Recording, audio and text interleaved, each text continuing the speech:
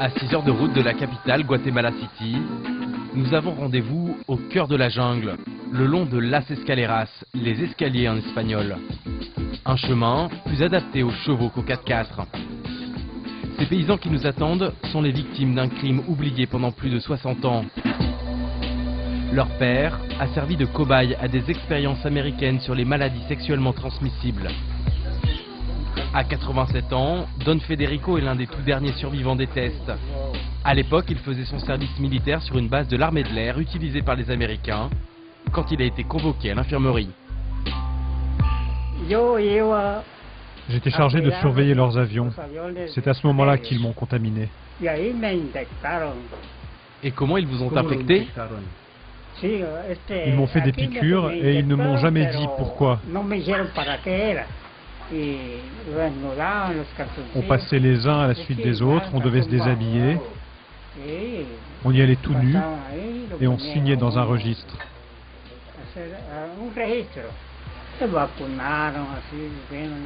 Ils m'ont fait 3 piqûres. Après, j'avais une matière rouge qui sortait de mon sexe. C'est là qu'ont commencé mes problèmes urinaires.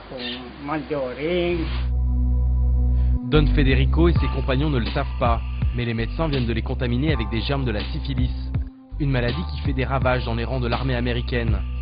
Pour tester un remède tout juste découvert, la pénicilline, Washington autorise un programme secret d'expérience au Guatemala. Le but, contaminer des sujets en bonne santé pour étudier l'efficacité du remède. Résultat, 60 ans plus tard, Don Federico a transmis la maladie à toute sa famille, car la syphilis passe de génération en génération. Aujourd'hui, ils attendent une indemnisation des États-Unis, des dizaines, voire des centaines de milliers de dollars, largement de quoi satisfaire les souhaits du vieil homme. Je pourrais manger un peu mieux, acheter des médicaments, et si Dieu me l'accorde, construire une cabane un peu plus grande. Le scandale a été découvert par hasard aux États-Unis. Il faut se rendre dans la banlieue chic de Boston. Le Wellesley College, un établissement huppé pour jeunes filles de bonne famille.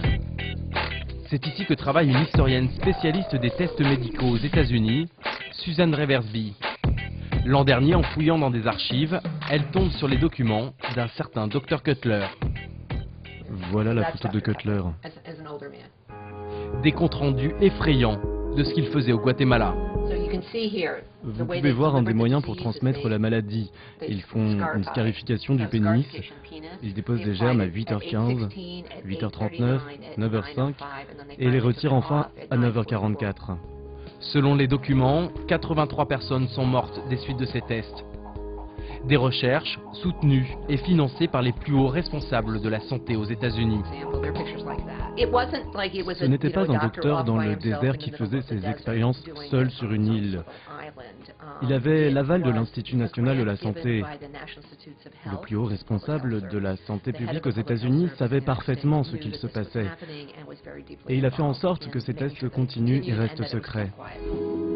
Aujourd'hui décédé, l'homme avait déjà participé à des recherches qui avaient fait scandale aux États-Unis.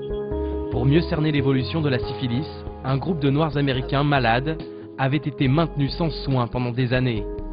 Le rêve de ce médecin, découvrir le vaccin contre les maladies sexuellement transmissibles. Il pensait qu'il allait gagner le prix Nobel et il pensait que tout le monde comprendrait les méthodes employées, que ses découvertes le pardonneraient, mais en fait, c'était de la mauvaise science et ça n'a jamais été publié.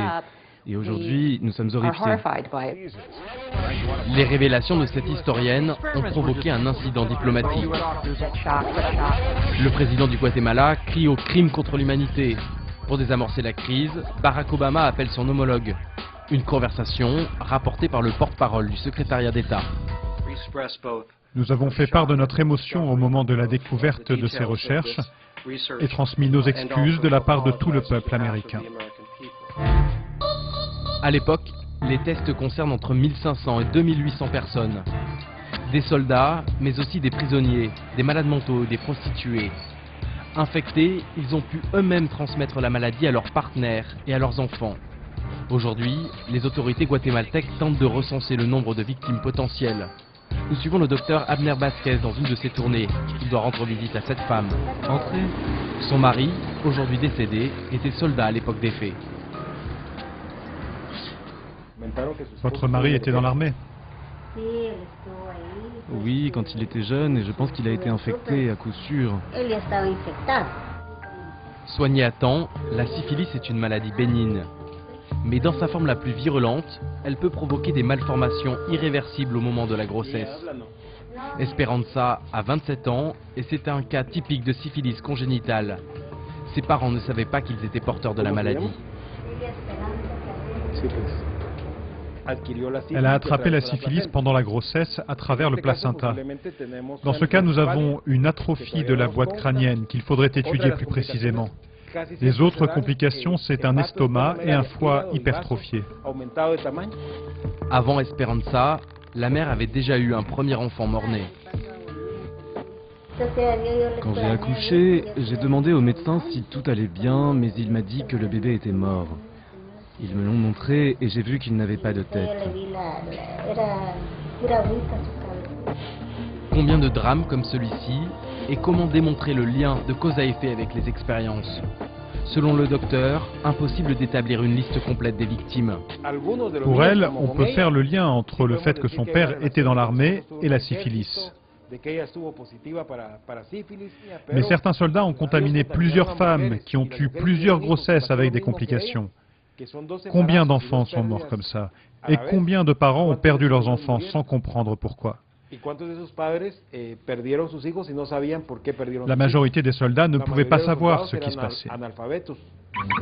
Les docteurs américains avaient justement choisi le Guatemala pour sa pauvreté. Il leur offrait une zone d'impunité pour des expériences qui violaient toutes les règles internationales. Après la découverte du scandale, le Guatemala a créé une commission d'enquête pour centraliser les informations sur les victimes. Pour le président de cette commission, les crimes des médecins américains sont comparables à ceux des nazis. Les nazis faisaient des expériences sur des prisonniers russes, polonais et juifs en leur inoculant le typhus, la malaria et des maladies sexuellement transmissibles de manière délibérée et sans leur consentement. C'est exactement ce qu'ont fait les Américains avec la syphilis. C'est le même type de population vulnérable. Là-bas, c'était des prisonniers de guerre. Ici, c'était des personnes privées de liberté qui étaient enfermées ou servaient dans l'armée, qui, avec le système hiérarchique, ne pouvaient exprimer aucune opinion pour refuser d'être infectés.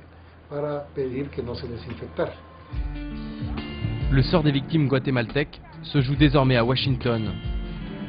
Un avocat spécialiste du droit humanitaire, Henry Sandal, a assigné l'État américain en justice. Aujourd'hui, il se rend à une audience préliminaire au palais de justice.